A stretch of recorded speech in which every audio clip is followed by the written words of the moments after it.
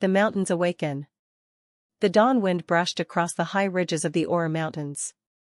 Mist clung to the slopes like a white cloth spread over sleeping giants. Below, the valley hummed with the voices of waking goats and the smell of smoke rising from hearths. The people of Clan Adu lived there, mountain folk known for their songs, their strong arms, and their stubborn pride. They were a people bound by land, but divided by heart. The East Ridge and the West Ridge of the clan had quarreled for years, over land, over cattle, over whose chief spoke for all. Even the children grew up knowing where they belonged.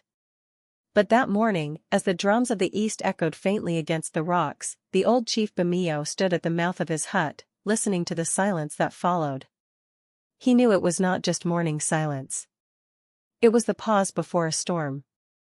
Early morning mist covering high African mountains, smoke rising from small round huts, an old chief standing at his doorway watching the valley below. The shadow of division. The Adu clan had once been one family. Long ago, they had shared one harvest, one fire, one drum.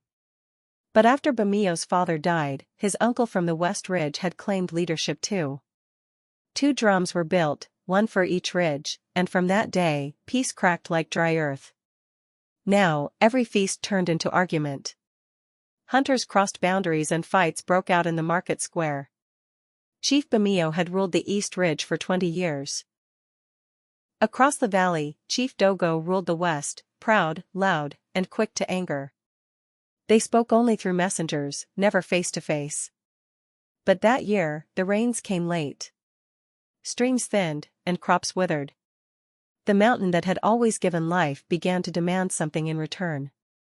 2 opposing mountain ridges with separate villages, rival drums on each hilltop, the land between them dry and cracked. The cry of the farmers. The women who tilled the slopes came down to the chief's hut, carrying withered yam stalks. "Our soil is dying," one said. "The West Ridge has water, but they will not share." Bamio clenched his jaw. "And if we go to beg, they will mock us." A young man stepped forward, tall, calm-eyed, named Tari, the son of a herder. "Then let me go, chief. Let me speak to them as a brother.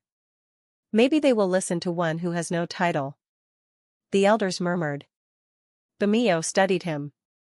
Tari was not of noble blood, but he was respected, a man who spoke softly yet worked harder than any. "Go, then," said the chief. "Take no weapon. Only words."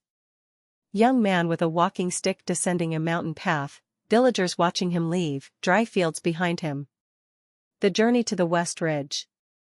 Tari walked the narrow path between ridges, past thorny shrubs and scattered stones.